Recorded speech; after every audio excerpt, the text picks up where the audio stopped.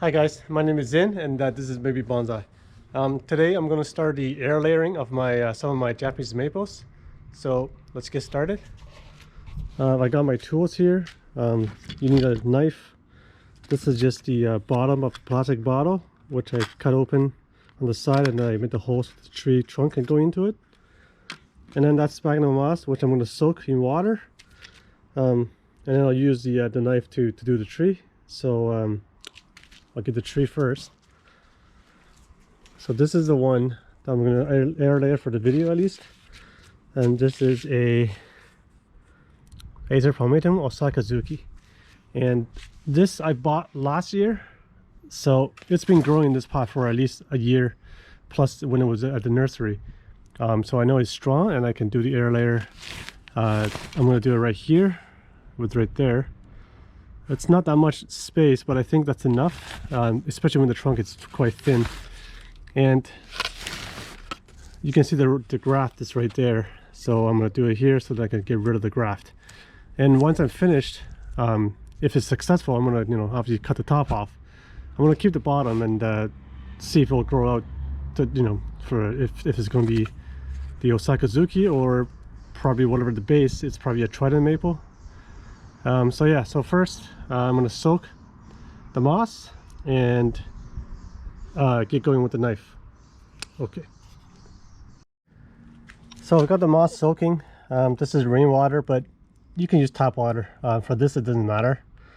I've used tap water last year on my other air layer, and I've been watering it during the layering with tap water when it doesn't rain, and I didn't see any bad things about it. It rooted. That's all that matters, really. So, and this moss is actually, I used it before for something else, and you can reuse the sphagnum moss as long as it still hasn't decomposed or something. So I'm going to use it again and see how it goes. All right, so I'm going to try to do this from this angle with the camera in front of me, and hopefully you can see everything and I'm not going to mess up. So I'm going to use the X-Acto knife to remove the bark. I'm going to cut. Actually, I'm going to do this just under a leaf node. So I'm going to mark my cuts.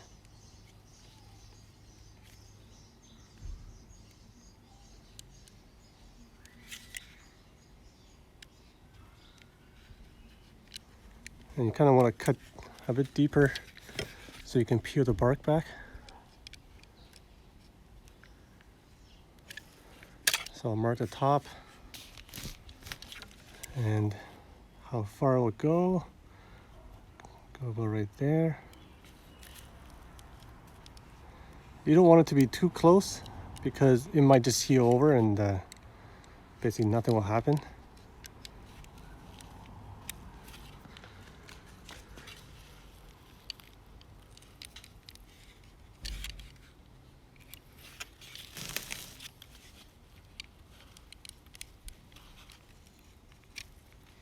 So the bottom doesn't matter as much as long as you have enough space here, because the top where you cut, where you're peeling back the bark, the top mark, that's where the roots are going to start growing.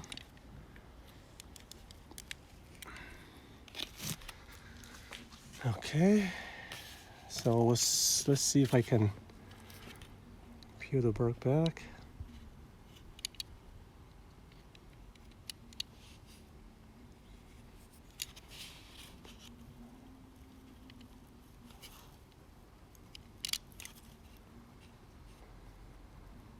And then you can see a really like a greenish. This is the white, whitish, yellow, green, whatever. And there's the green layer. You want to get rid of the green layer. It's the cambium.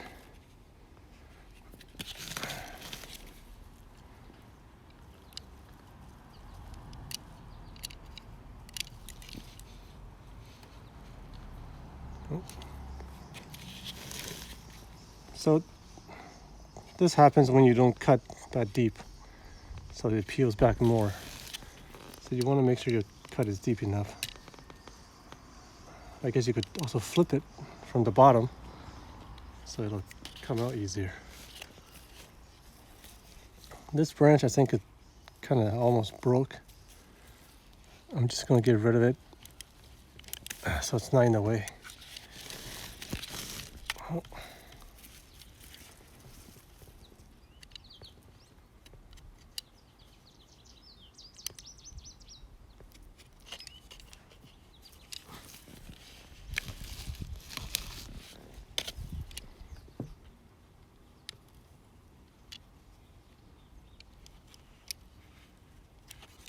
So this is my second air layer, but I've watched a few videos that it's basically the same thing, and it's really not that hard to do.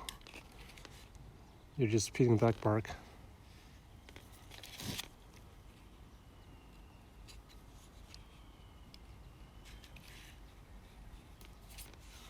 See that right there? You gotta get rid of this green stuff.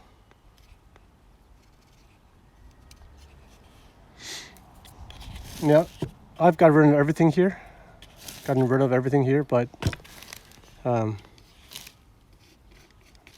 last air layer I did, I left one strip because I wasn't sure if I was going to be able to do the air layering, so I left a strip. And they said if you leave a strip, if it fails, your tree will still be okay because of that one vein. But I'm going to do it with cutting everything off. I think the camera's gone. There's no green stuff on here. So now the bark is gone. I think that was the hardest part. I'm going to put my bottle in like this. Actually, the hole is probably a bit too big, so this is sitting lower. But that's okay. You can find stuff to brace it, so it's higher. Or people use a plastic bag to wrap it.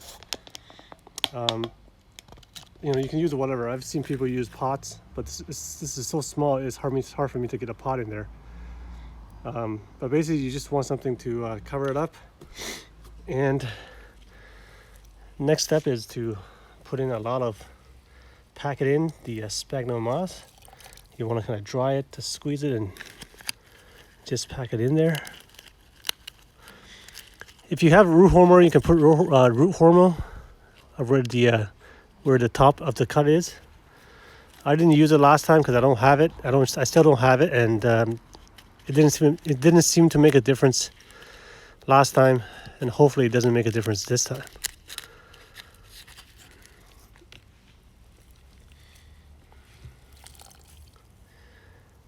So you can put more sphagnum moss in here; it wouldn't matter, but not less. Rather too much than not enough. So ideally it sits right there so that it covers up the entire wound. I'm going to wrap this with something afterwards.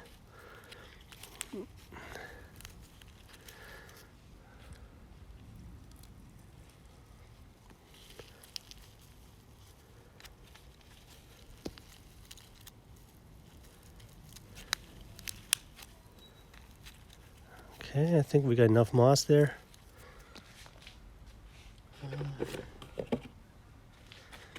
I'm just going to use a rock for now. So it sits at a good spot. It's probably too high. I'll get a smaller rock.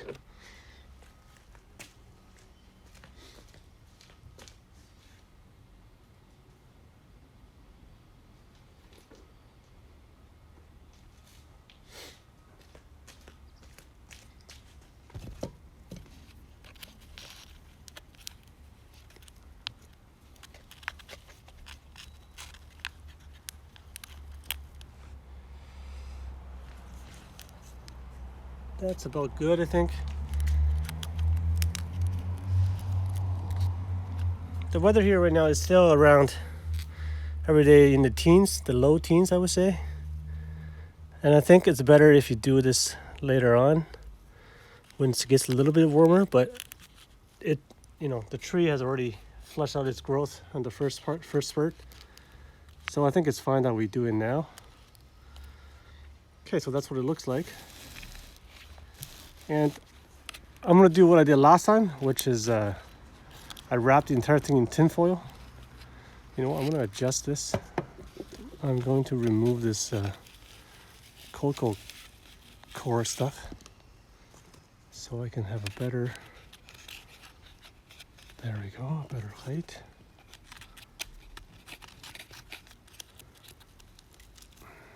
Perfect.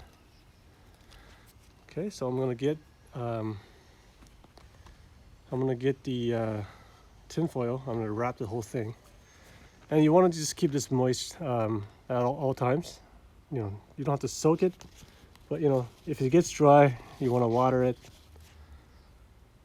And after about 6 weeks, hopefully, or maybe longer, maybe shorter, it'll root. So I'm just gonna go and grab the tin foil and I'll wrap it up. All right, I got a tin foil. Just gonna wrap it over. Probably too big.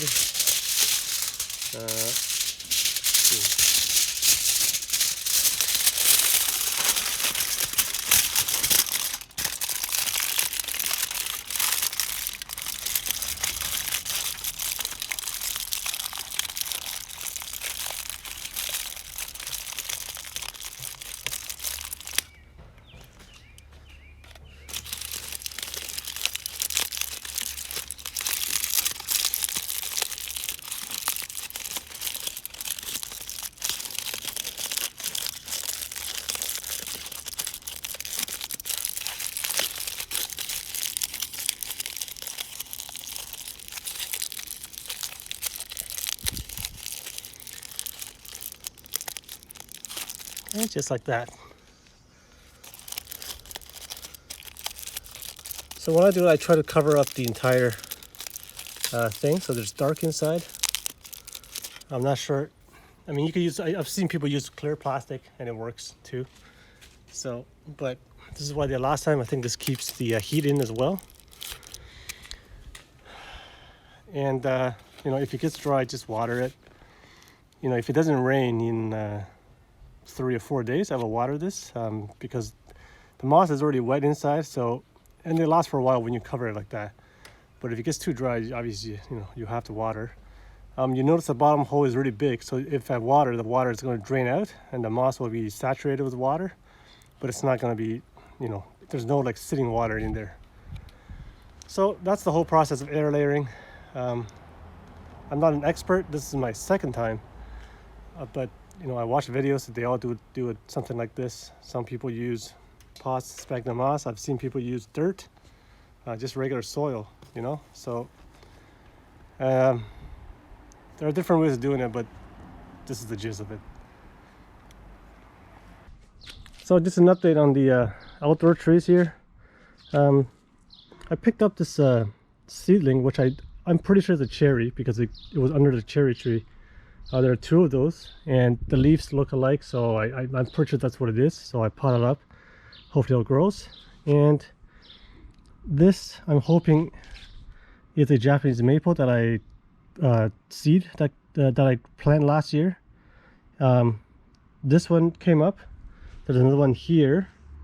It should be a Japanese maple, but I'm not 100% sure because the leaves hasn't really come out yet. But from the videos I've seen, it looks like it. So we'll see after you know, after some time. Now here is the other seedling of the possible cherry. 99% sure it is a cherry. Let's take a look over here. Everything is growing except for this.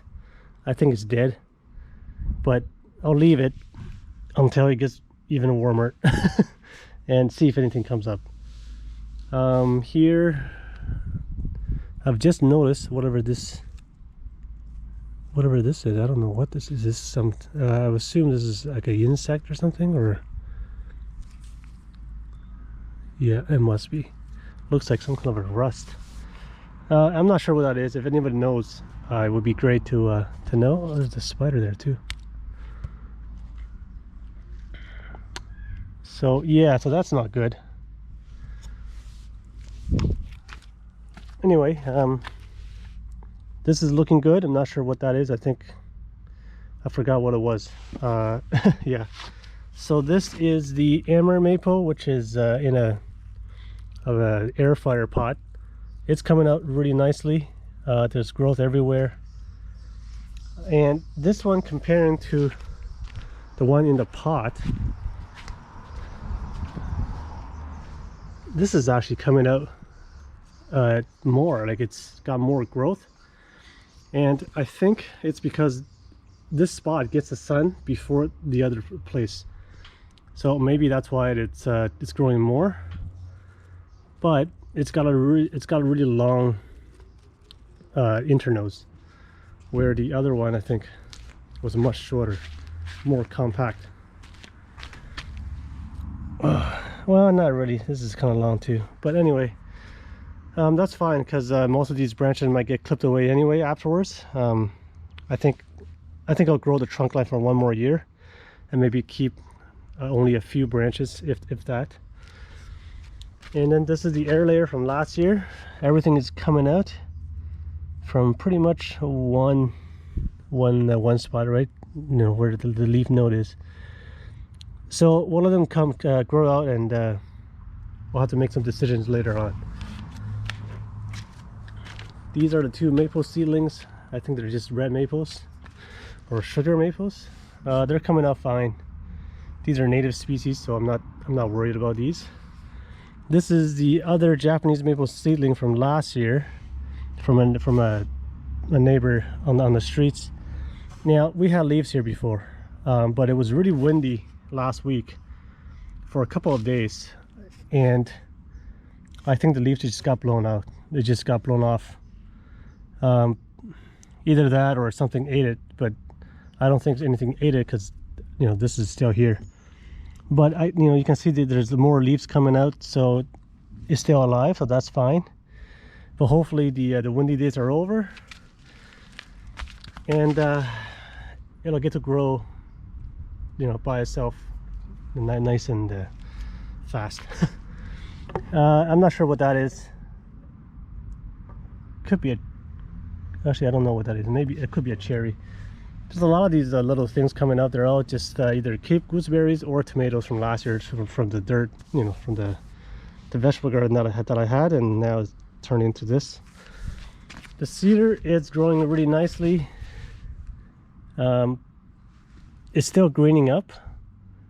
I can't honestly, I know this is new growth at the bottom, but I'm not sure what the rest, I can't really tell anymore, but I can tell it's looking really good. This one also collected, growing well. It came like this without wires, without wiring. And then there's something here, I don't know what these are. I think they're just weeds. Let's just get rid of those. So yeah, everything is looking good except for these two with the problems. And I don't know.